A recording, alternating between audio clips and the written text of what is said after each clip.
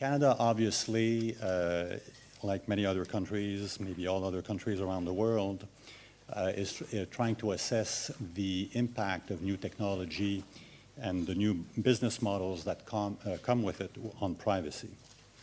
Central to this discussion is the issue of consent.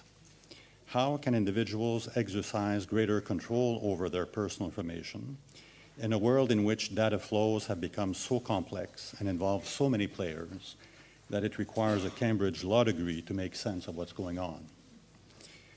How can businesses effectively innovate without overstepping boundaries and destroying the trust that they've built with consumers?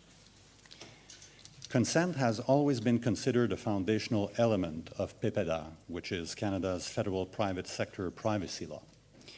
Legally in Canada, organizations must obtain consent to collect, use, and disclose an individual's personal information, subject to a specific list of exceptions. So consent is the only ground for legal processing, subject again to a specific list of exceptions. But obtaining meaningful consent has become increasingly challenging, of course, in the age of big data and the Internet of Things. Gone are the days of routine, predictable, and transparent one-on-one interactions with companies, which were the norm when PIPEDA was adopted around the year 2000. It is no longer entirely clear who is processing our data and for what purposes. As such, the practicability of the current consent model has been called into question.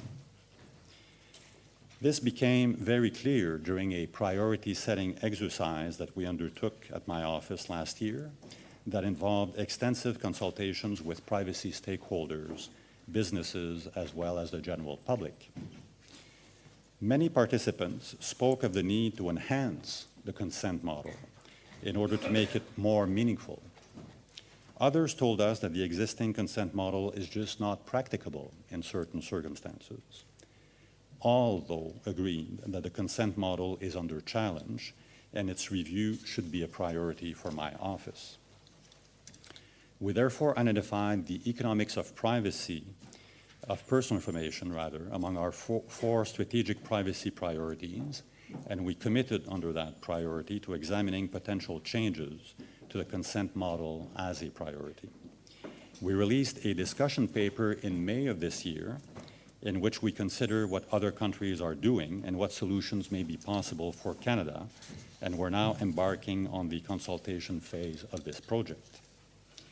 In my remarks today, I'd like to share details from our discussion paper. I will talk about two aspects of consent. One, the role of individuals, organizations or companies, regulators and legislators, and what might be expected of them in the future. And I will also offer some examples of potential solutions that we're looking at.